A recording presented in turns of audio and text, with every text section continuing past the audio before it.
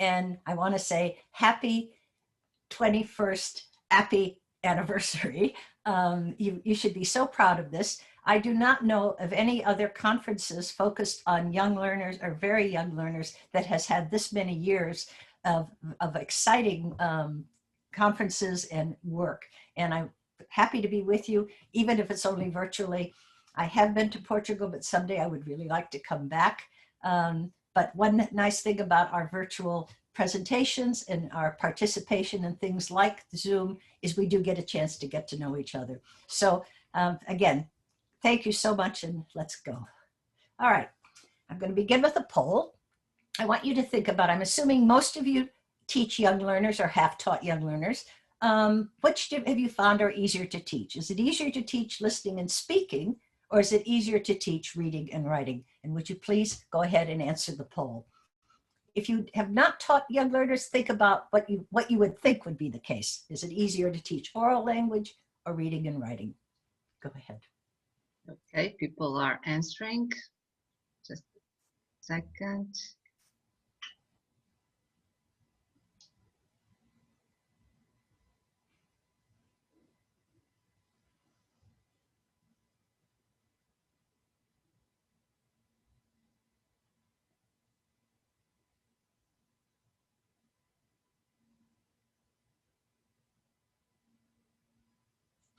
Okay, I'm sharing the results now. Jodi, can you see them? Yes, I certainly can. And I'm not at all surprised.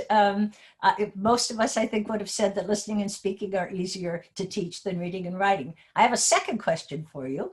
Can I go ahead and close this? I have a second question.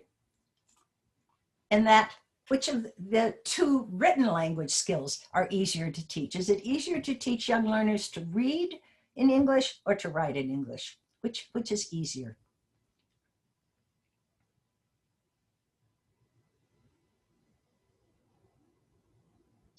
Wow.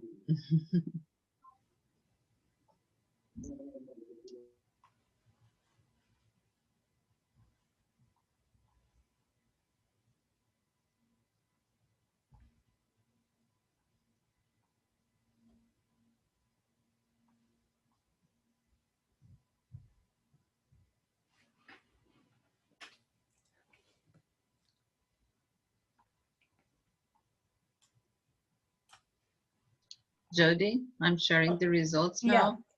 Well, again, I guess not much of a surprise. Clearly reading is a lot easier to teach. And what not at all surprising, I do a lot of work on the teaching of writing, and I often called it the neglected skill. It's one that, so for many, many levels, whether it's primary, secondary, even university, people do leave that out, or they only spend a little bit of time on it. And there are very good reasons why that's the case.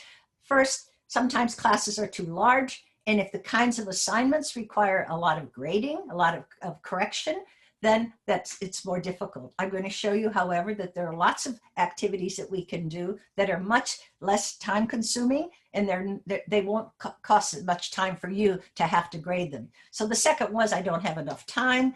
But I hope that you'll be able to make time, at least maybe 5 minutes in some classes for writing. There's also a concern that people express about what kind of writing can we do with beginners. And I'm going to spend quite a bit of time on that, because some of you are probably going to be teaching young learners at a fairly beginning level, or at very young learners. And then the last one I hear a lot, I'm not a good writer in English, how can I teach writing? I think that sets up for us an expectation that we have to be great writers to be able to teach it. And clearly that's not the case, especially with young learners when we're trying to get them to communicate to us in writing. And there's a lot of reasons why we want to make sure we include reading and writing. So we often think of reading and writing as separate skills, but I like to think of them as interactive skills or cyclical skills.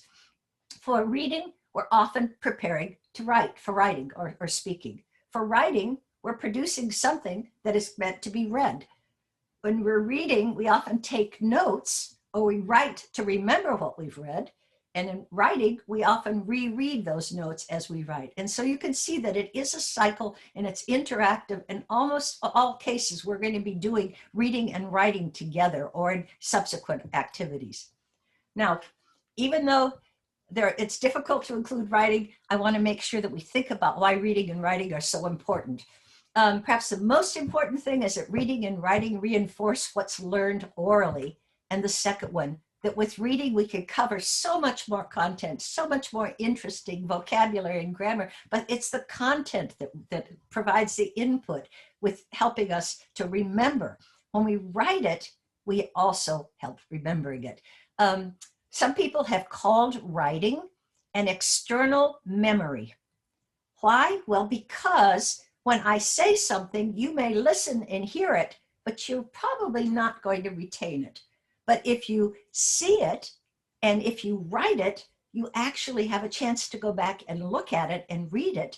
And you no longer have to be quite so concentrating on how am I going to remember this. Reading helps us to learn the conventions of writing, like capitalization and punctuation, and writing lets us practice these. Reading and writing also help to link the classroom with home. Oftentimes parents expect children to bring something home that shows or demonstrates what it is that the child is learning. And reading and writing are great examples for that. And a really important one, writing provides a source of self-expression. And when it's read by others, it provides a sense of pride. You know, we talk about pride of authorship. Little children also are very proud of what they produce. And it's not just writing, but if somebody reads it, it tells them how important it is. So the very good news is, yes, reading and writing are complex, but you only have to become literate once. You first learn to read and write in your first language. And when you've learned to read and write in that language, and when the English level is sufficient, all of those skills will transfer to English. You do not need to learn to read a second time. And so it's much more efficient once the English is at the level to be able to use it. And we're going to see, even beginning level, you could do a lot. So what's our goal? It's to plant seeds for reading and writing and to help our learners grow just like this. So here in the chat room, just write down maybe one reading activity or one writing activity that you have found to be very successful for young learners. And I'm going to go ahead and keep talking, but I'd like to at least see some of what you're writing.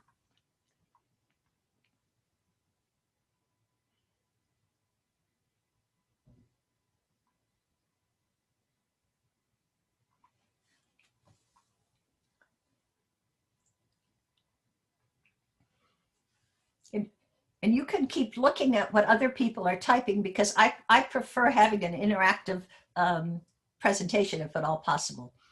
But I think I'll also go ahead in a minute or so with some more examples.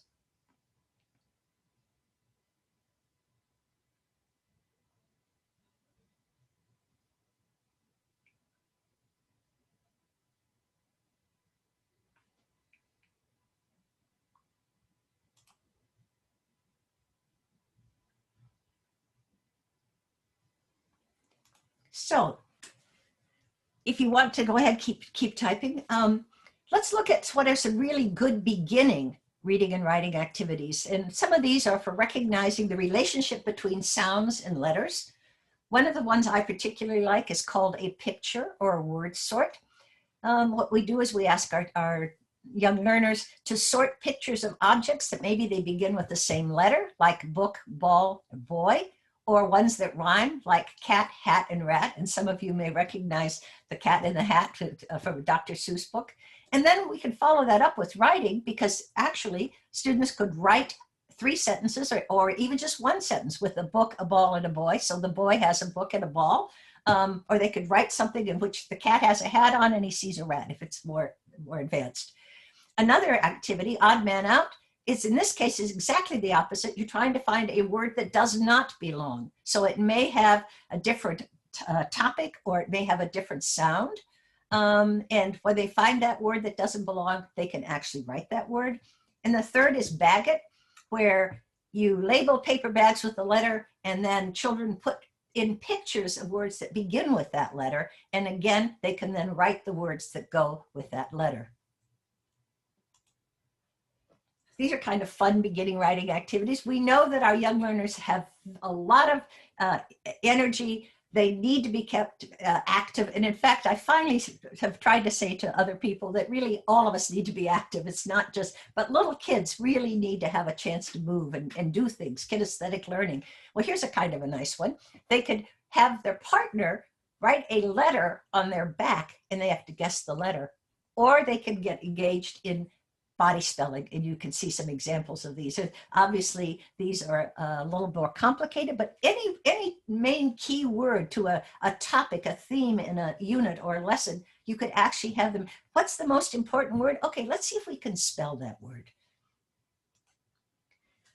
Probably one of the first writing activities you're going to want to do with your young learners is to have them make name tags, and they can use the hello, my name is, which is the way we often introduce ourselves.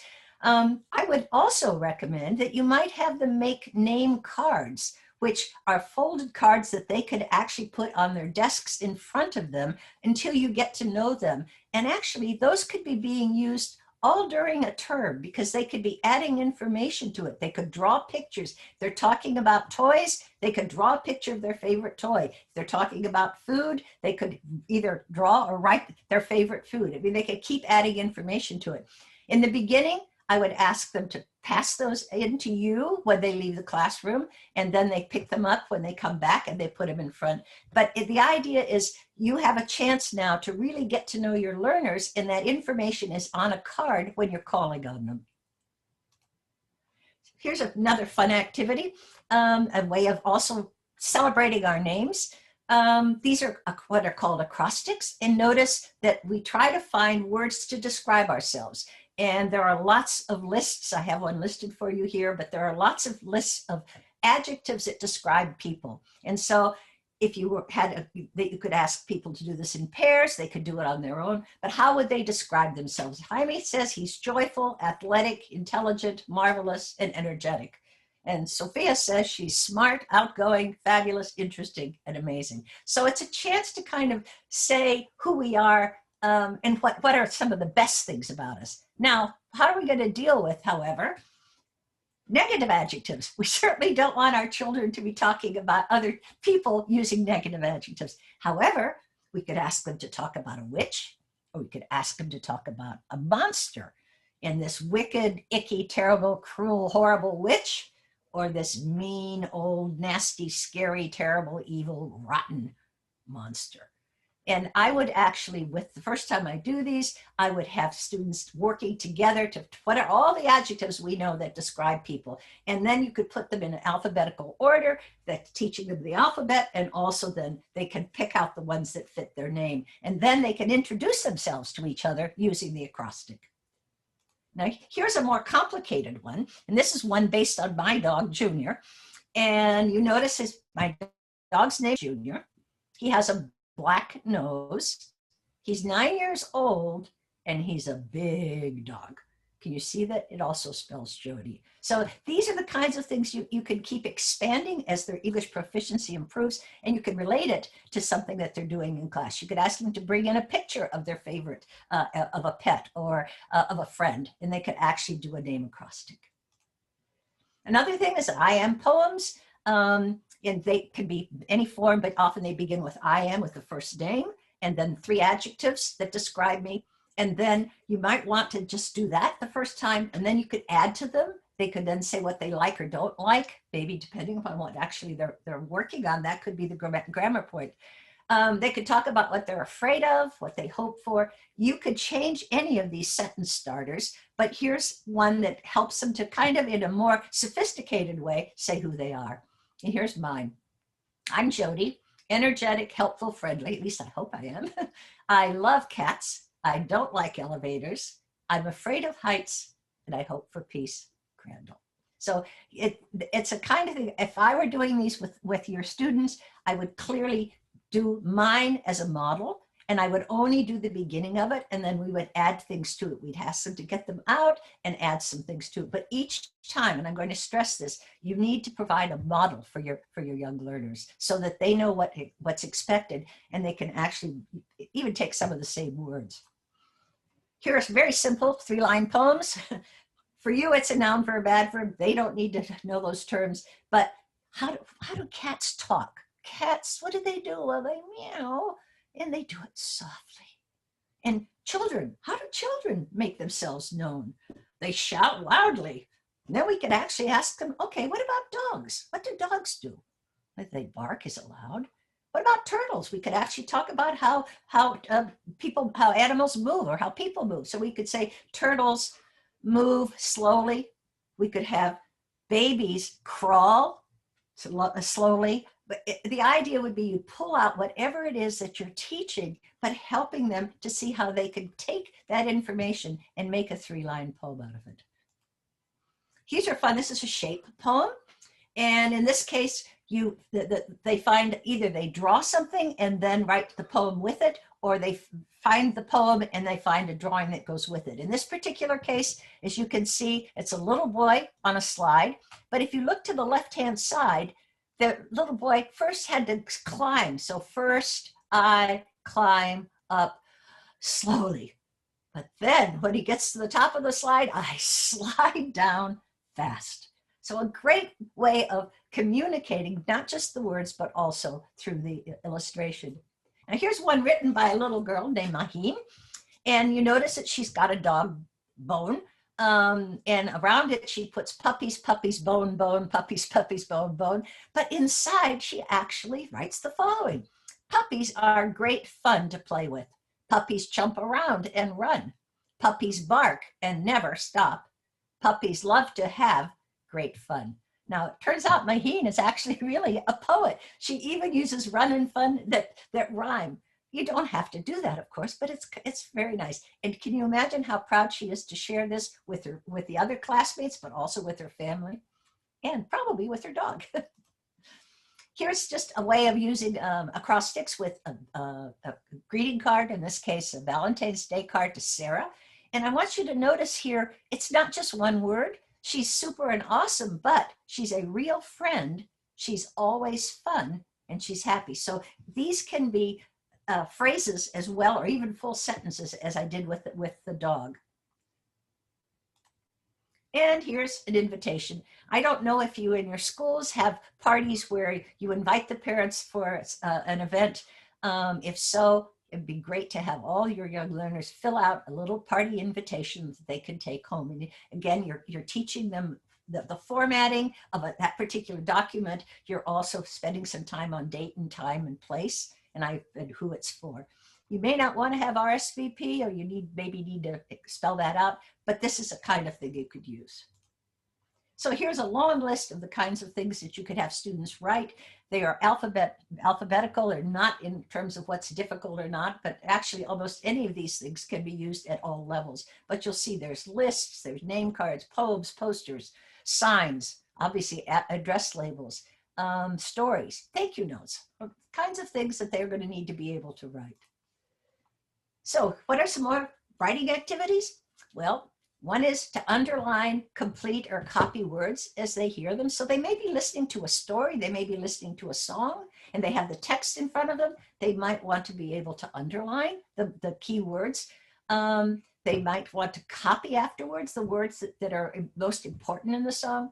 They could unscramble words, play word games, filling gaps. We often do that, completing sentences.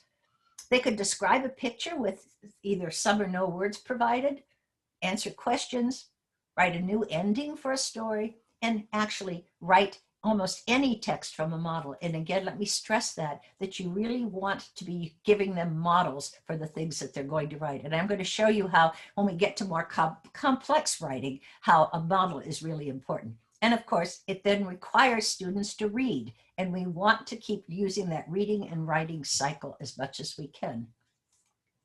So writing can even be a game. And I want you to look at this. This little girl, Munira, has given 3 pictures of animals, and she's going to describe one of them, and you're going to have to guess. which one it is. So she says, my name is Munira. I live by the Nile River. This animal lives here. What is it? Can you guess? And notice when they're reading this, they are supposed to underline the words that tell you what the animal looks like. So always in the model, you want to focus their attention on whatever it is they're going to be writing. In this case, they're writing something which is a description. It lives in the river. It's brown and it has black spots on its back. It has 4 short legs and a long tail. It has big eyes on top of its head, and it uses them to see above the water. It has a strong mouth and sharp teeth. It's at that point that I was really sure who it was. It can walk and it can swim. It's scary, but I like it. And so what is it? Is it a crocodile? It is a rhino, or is it a turtle? I think we probably all pretty well know that it really is a crocodile. And this is from about a mid-level of young learners curriculum. So what the kinds of ways to connect reading and writing from even a beginning level, students can draw based on a reading. They don't even have to provide any words until they can. They can make posters or collages, and we're going to see an example of that that relates to the theme of the particular unit. They can label visuals or photos related to a text. A kind of fun one is to write the names of characters from stories or create cartoons with bubbles. And then we're going to see lots of examples of filling in graphic organizers, which take information from the story or text and provide students with a guideline of how to go about using that information to actually express themselves. We want to encourage expression with more than just words, and we're going to talk about the importance of visual literacy later. So one way of connecting reading and writing with stories, we're going to just do one right now. Before reading, we can ask questions to find out what the young learners know. They can do a picture walk and focus on key vocabulary. We can write important words from the story on board. And after reading, we can ask students to use the words to retell the story. They can dictate the words, and we're going to talk about a way that you can do this called the language experience approach, where you become the scribe, but they tell you what to write first, and then they copy that or add to it. So let's take a look at this. What kinds of questions could we ask? And in the interest of not having too many slides, I've put several pages together. But the title of this story is A Big Lesson for Little Frog. So what do we know? Obviously, big and little have been taught here, but what do we know about frogs? Can anybody tell me, is a frog big or is he little? Where do frogs live? What do we know about them? Do we notice their big eyes? Do we notice that they have these webbed feet? What do we notice? And notice in this case, the little frog is green, but he also is going to learn a big lesson. Now, what do you think that might mean? We do lessons here in class all the time. Do you think that little frog is going to learn something too? Well, let's see. So let's first look at who's in this story. Well, first one we see is Monkey, and Monkey's in a tree. And then we go to a parrot, and Parrot is flying to the tree. And then we go to see a giraffe. Oh, sorry, that took too long to go there. Then we go to see Giraffe, who reaches up with his long neck, and all of these little frog is looking at all of these creatures that are much higher than he is. One is in the tree, one is flying, and another one is actually eating from the tree. And look at the expressions on little frog's face. He doesn't seem to be very happy, but well, let's see what happens. Let's go back now and look at the story. Okay, so little frog looks up. He sees Monkey in a tree. Monkey says, "Look at me. I can swing through the trees. Can you swing too?" And little frog says, "No, I can't swing through the trees." Parrot flies down to the tree. Parrot says, "Look at me. I can fly from tree to tree. Can you fly too?" And little frog says, "No, I can't fly." Giraffe reaches up with his long neck and eats leaves high in the tree. The little frog is sad. Giraffe sees little frog and asks, "Why are you sad, little frog?" Little frog says, "Monkey can swing, Parrot can fly. You can eat leaves high in the tree, and I'm sad because I can't do those things. Giraffe says, but little frog, you can do things we can't do. Really? Says little frog. Of course, can I hop? The giraffe asks. No. Can parrot swim? No. Can I swim? No. But I can, says little frog. Can we catch bugs with our tongues? No, but I can, says little frog.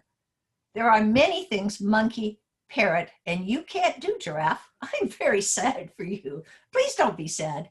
And little frog is happy now. He hops away to swim and to catch bugs. Okay, wonderful story that has a really interesting lesson. It's a great way of reinforcing what we know about animals and what they do, and also a wonderful lesson of, we'd ask our students, what did little frog learn? How was he in the beginning?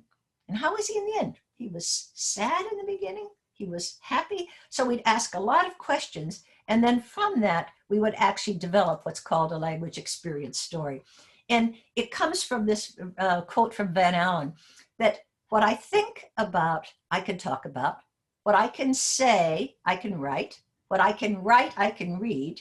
But I can read what I can write and what other people can write for me to read. And it's that last part that's so important, because we're going to ask the students to retell that story. We might use a graphic organizer. What do we know about monkeys? What do we know about parrots and giraffes? But what do we also know about little frog? And then what happens is, this is the sequence. After a story, it has to be a shared experience. You discuss it, some of what I've just done. Obviously, I'm doing it much faster than you would do it.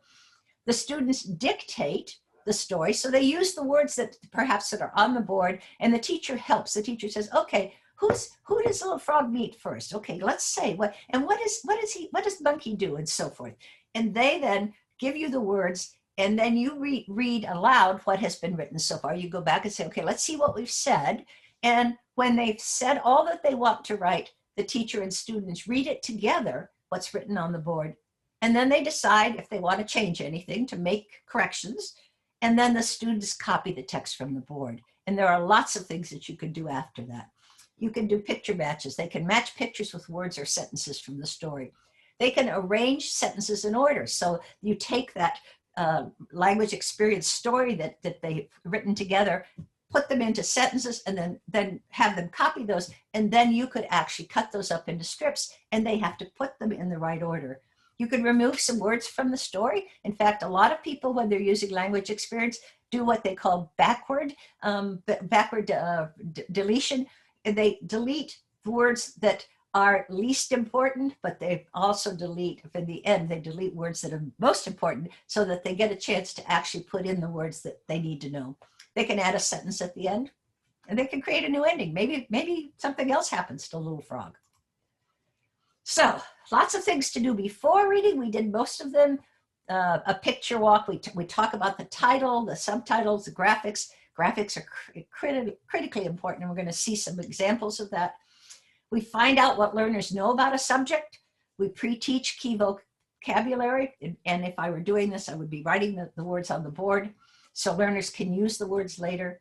We predict what the story or text will be about, or try to figure it out, and then we set questions to answer. So what did Little Frog learn? Sometimes you may want to use what's known a KWL chart, where students talk about what they already know about these animals, perhaps, what they want to learn or want to know more about. And when they're all done, what have they learned? What have they learned? Well, they've learned that all animals have certain things that they're very good at and some things that they can't do. And it's very important, just like for us, to be proud of what we can do and share what we know and what we can do. So here's an example of an information text. It's at a little different level. It's about a level 2, and it's about snow animals. And think about the pre-reading you could do here. I think what I would do is I would say, I'd show a globe so they would know where the Arctic is. I would ask them, does it look like it's cold? How do we know? Well, first there's snow animals. And then notice that thermometer. It says that it's that's about 30 degrees, minus 30 degrees centigrade in the winter. But look, even in the summer, it's only 10 degrees centigrade. We want to make sure that we put in a lot of graphics that convey a lot of information in a very short space, but we also need our learners to be able to interpret these. And so the other thing I would say, what do you know about the animals? Is there anything about the color? And then they probably would tell us that they're all white. And why do you think they're white? So we would ask a lot of questions and then read the story. And the story is just that it's a very cold and snowy place, that they all have, they don't have winter clothes, but they do have thick fur, and the fur keeps them warm, and it also hides them in the snow. And so then we learn a little bit about the polar bear and about the Arctic hare and Arctic fox.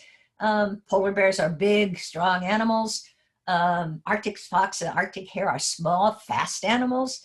And those last two have white fur in the winter and brown fur in the summer. And we might want to know why. Why would they have brown fur? Well, because when there isn't snow on the ground, what color is the ground? And so they would then answer, in this case, a true false, very simple one. Is the Arctic very hot? Well, what do we know about that?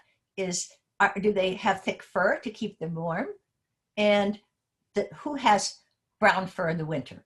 Okay, let's go to some other things. They might, in fact, after reading, here's a graphic organizer. They're going to fill in who lives in the Arctic. Well, all of them do. And then who specifically is small and fast, the hare and the fox and so forth. And then they're actually going to take what they've written in that graphic organizer and use it now to write, to follow complete sentences, to follow the sentence starters. The polar bear, Arctic fox, and the Arctic hare live in the, okay, and we have it above in the Arctic.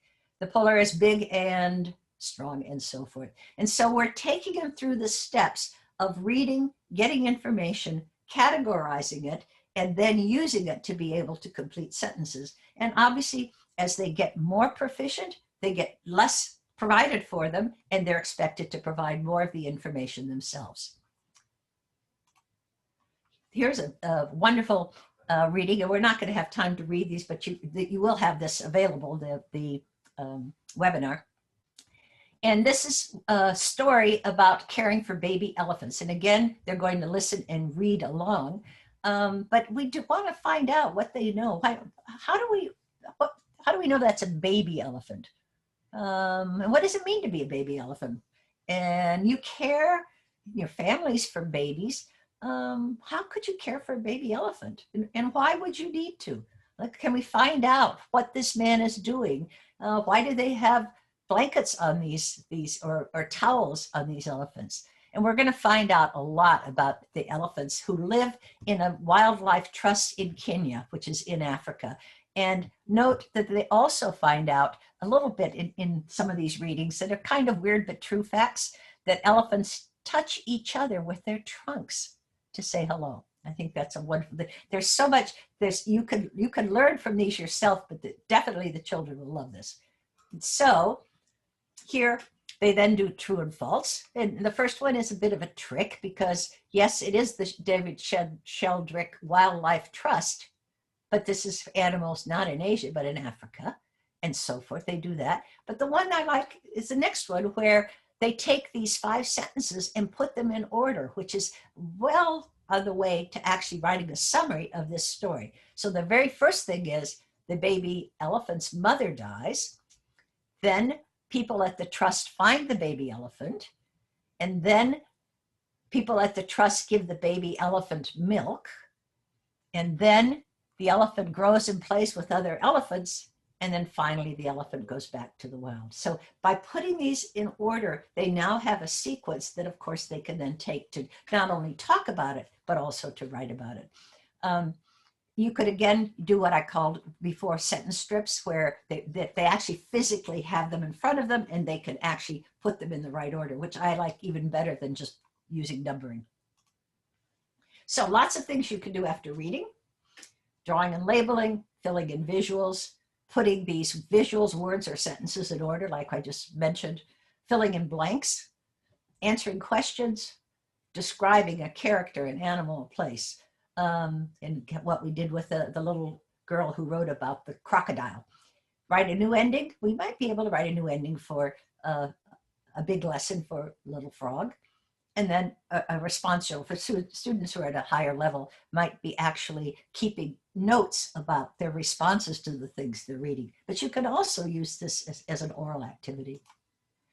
So if you are, as I indicated before, if you are asking your students to write something, make sure they have a model. And in this case, they have a model of what Hiro has used in describing a festival or celebration. And in this case, he's Japanese, and it's the Sapporo Snow Festival. And the first thing we draw attention to is the title. And titles tell you usually what you're reading about. And so you would want to ask students, what do you think this is going to be about? What would be a snow festival? And then as they read the text, you're going to want them to look for words that describe what he saw, what he heard, and what he did. Because in fact, that's what they're going to be writing about when they talk about one of their celebrations or festivals. And again, they could do this individually, they could do this in pairs, they could do it in groups. If you have large classes, then it might be you want to do more pair work so that they have that interaction and they actually produce things that perhaps are a little bit further along than if they're doing it by themselves. And so this one is just the Snow Festival and what they do. And the last paragraph is, we played on the snow slides and in a snow maze too. In the evening, we listened to music, ate steamed buns, and drank hot tea to get warm. And notice that one of the really important things is, again, this is authorial pride. Children, we want them to be proud of their work. So they're going to actually listen to each other's descriptions of a celebration, so in small groups, and they're going to put the person's name, the child's name, what the festival was, and then what did people see and do. So there's a chance for them to share and to learn from each other, which is so important. So one of the other things that I want to stress is we want to teach our learners how to read strategically. We do not want them to read every word. In fact, we all know that if you're trying to get every single word clear when you're reading something in another language, by the time you get to the end of the sentence, you've forgotten what it's all about and you have to go back. So we want them to know how to skim for main ideas. We want them to know how to scan for details, and then how to answer specific questions, reading for that, and then reading to become acquainted with a topic or a set of vocabulary words. Here's one of the ways you can do this very simply. It's called Read with Your Pencil. So these are the things that the children will do while they're reading. They can underline important details. They can circle words that they don't know that we need to make sure we spend time on. They can put a question on the text when they have a question. And we can make this even more sophisticated for learners at a higher level. For example, we could add using a check mark or a smiley face when you come about a topic or something that you already know. So they're very proud that they already know this information. When they find something that is unusual, they can put, oh, an exclamation point next to it. Oh, this is a surprise. I didn't know that. And one of the nice things is you want to make sure that you have the kinds of readings where there are things that they know, but also things that they learn and that you're also learning as well. They're much more engaged if they're learning something. So just, I think we've already said this, I want to make sure that you use a variety of texts, that songs, poems, stories, greeting cards, symbols, graphs, and the like, that are appropriate for their age and their language level. We want to have interesting visuals, and I'll be talking a little bit more about that, how important the visuals are. We want the topics to connect with their lives, and we want these to lead to interesting activities. So we want readings that they can do interesting things with. They could do role plays. On that little story about a big lesson for a little frog, they could act out the monkey, the parrot, and the giraffe. They could, if we had an example of the guessing game where the little girl, Manira, actually described one of those three pictures, and it turns out, of the crocodile. They could do projects, and we'll see one in just a minute. And writing, of course, can go with all of these as well. So be sure you do provide a lot of visual literacy. Some people have suggested that about 90% of the information we get is through visuals. And now, broadly speaking, through photos, illustrations, through charts and graphs and timelines, schedules, calendars, maps, all kinds of graphic organizers. And I'll show you, you've seen some of them, but I'm going to show you some more examples. But I want you also to just look at the reading on the left-hand side. We're not going to have time to read it, but I want you to imagine if all you had was that text with Amazing Acrobats as the title, and you didn't have those pictures, how interested would you be? But look at, if you have those visuals, you've got something to actually hang on to. By heavens, they are amazing. Now, one is the Chinese circus performers all on one bicycle forming a pyramid. And the one at the bottom is a Chinese woman who I think must be double jointed, who is actually actually doing something that I can't even imagine how she does. And then in the reading, of course, you learn about the Chinese acrobats and the kinds of things they do. It's nicely laid out with ABCD, with juggling and cycling and tight wire and the like. And again, there's a weird but true fact. Graphic organizers then are a type of visual literacy. And I've shown you some examples that KWL, and we'll look at a couple more. They're the best way to take notes from readings and discussion, or to take notes to prepare for writing. And ideally, the notes that they take in an organizer can then be used to organize writing. So again, we've got the cyclical reading and writing relationship. And then they can apply that to a different context, but using the same idea. So we have that celebration of the Sapporo Snow Festival, and they would then apply what they learned about that, what they saw, what they wore, etc., and would then create one with their own celebration, one that's locals. So again, we're always trying to bring content in from around the world, helping them to become more global citizens, but at the same time, making sure that they're very proud of who they are and of what they know and of the kinds of celebrations that they have. Here's a nice little graphic organizer that one of the students did. It's a turtle tree map, and it describes the turtle. The turtles are green and brown. They can swim, lay eggs, move slow, and they have a shell, a tail, and 4 legs. Now, notice how easy it would be to take that and write 3 sentences.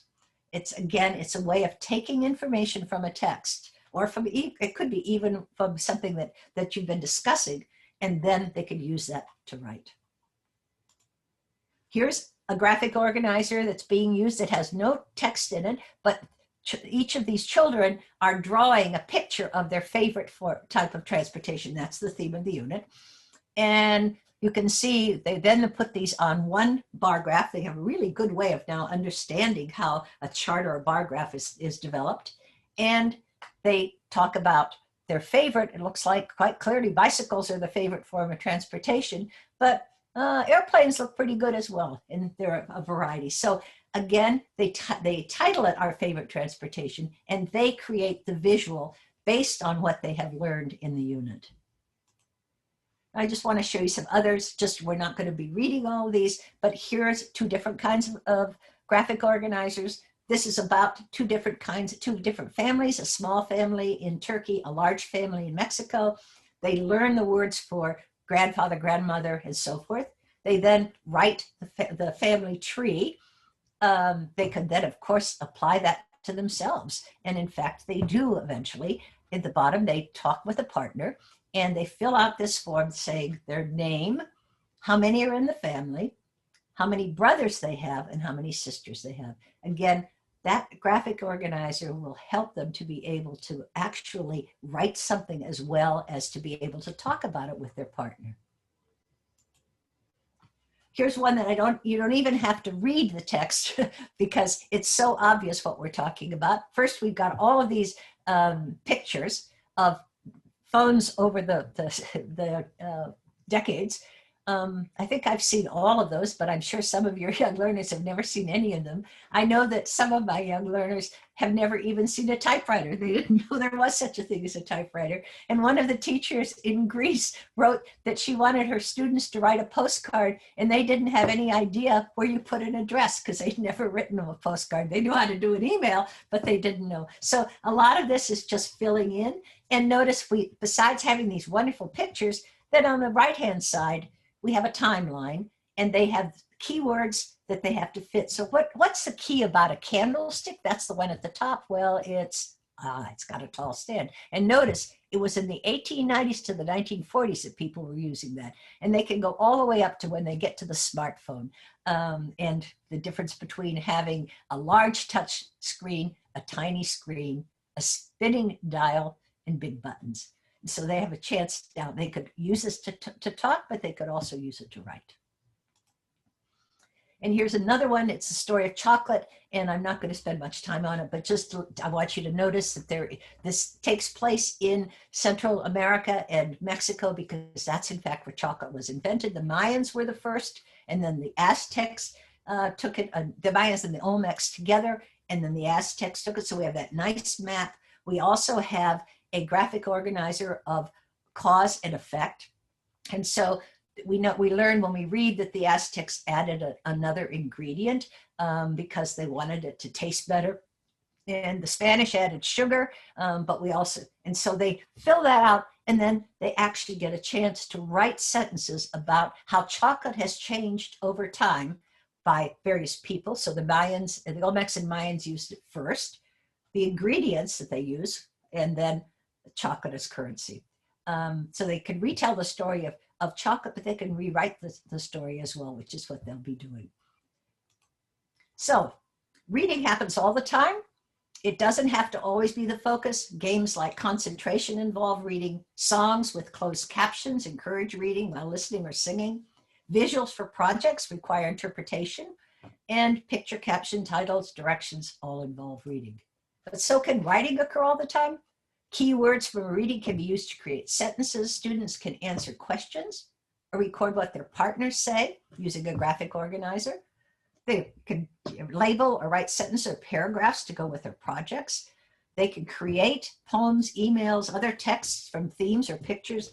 And over time, they can write descriptions, narratives, explanations, and so forth as they become more skilled and more comfortable in writing. This little girl, Hetty, a 9-year-old, I think says it best of all. The more you write, the more you learn to write. It's like speaking. The more you speak, the more you learn how to speak. And thanks. And you could see my email address there. I'd be very happy to talk with any of you by email, answer questions, but let's go to the question and answers now.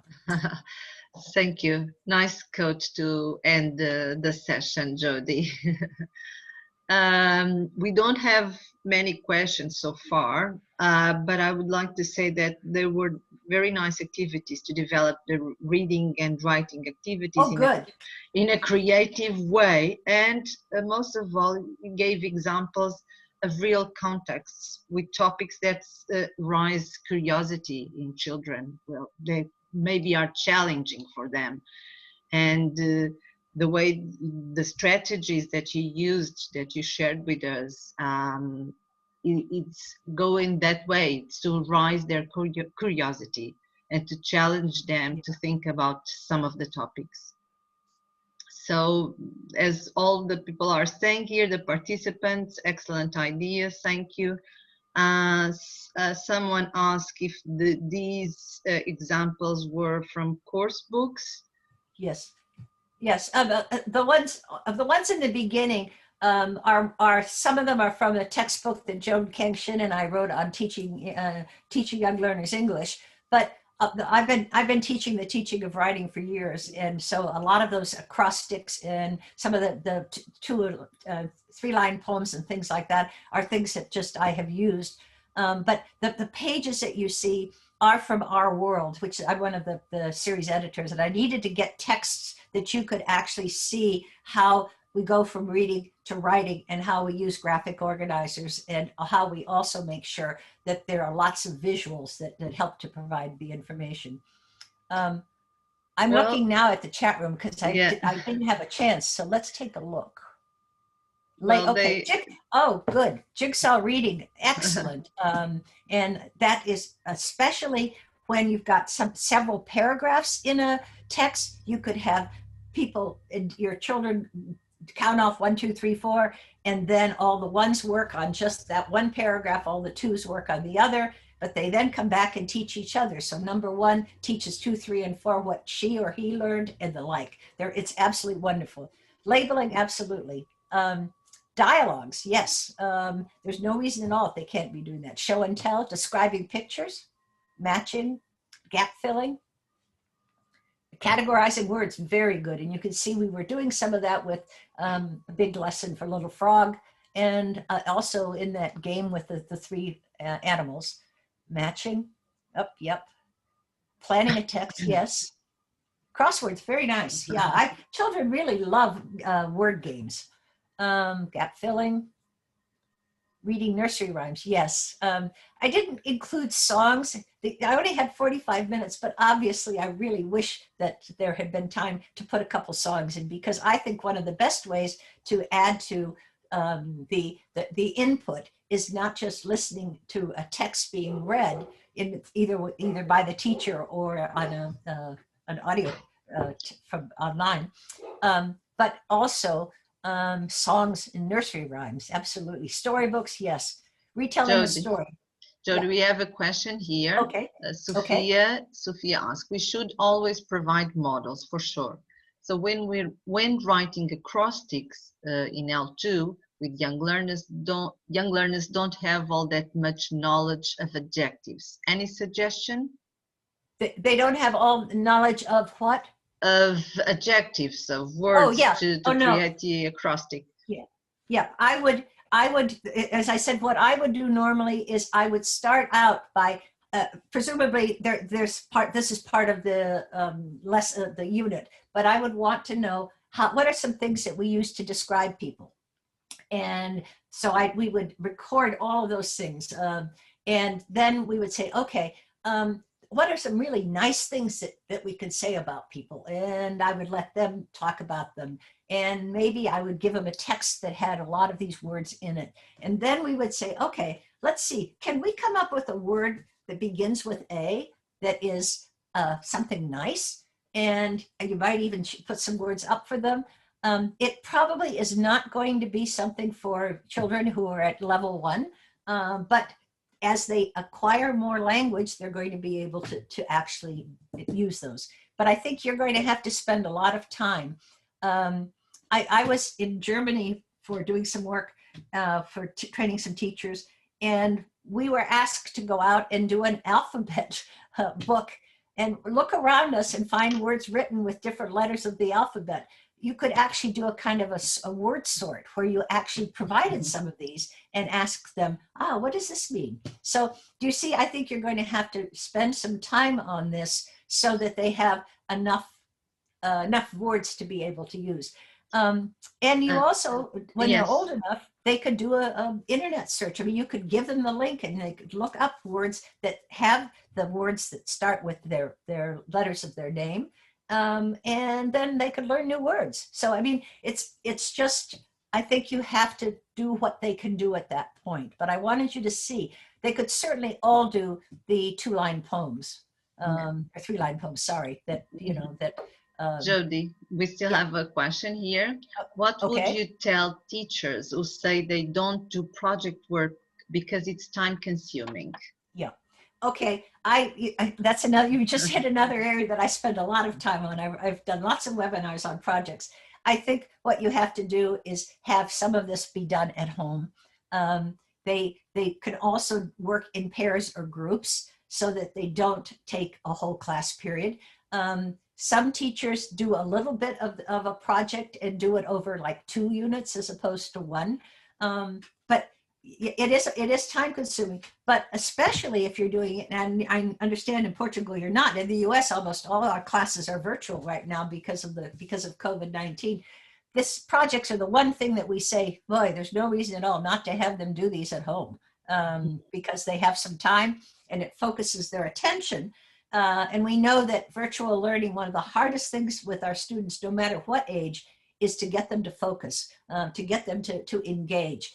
It's very tiring to be online, and you know, so you give them a chance to actually do something with, and notice that the one I showed you of the graph of transportation, they could each present those and then you could count them, or you could say if they're in class, then you could all put them up. That I don't know what else to say other than I think what projects enable you to do is worth the time that you're going to spend on them. But you maybe only want to do a project every other unit. I mean, it depends on the time that you have. Thank you, Jodi. I'm not sure. I think we don't have any more questions. Only participants are very thankful for your ideas, for sharing your experience. So, as on API's behalf and APINEP's behalf, I thank you too.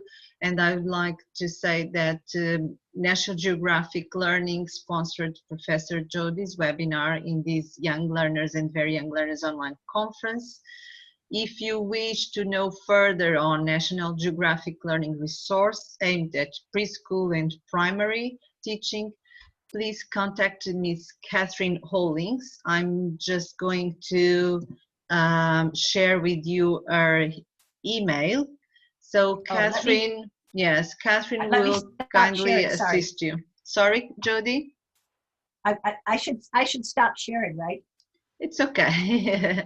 So if you wish to know more about National Geographic Learning Resource, please contact Ms. Catherine Hollings from National Geographic Learning, and she will kindly assist you on your questions, okay? So, Jodi, thank you so much one more time for being with us. And if you want to join us in our closing session, we are going to close this session now and we will open another room, okay? Thank you so much, everyone.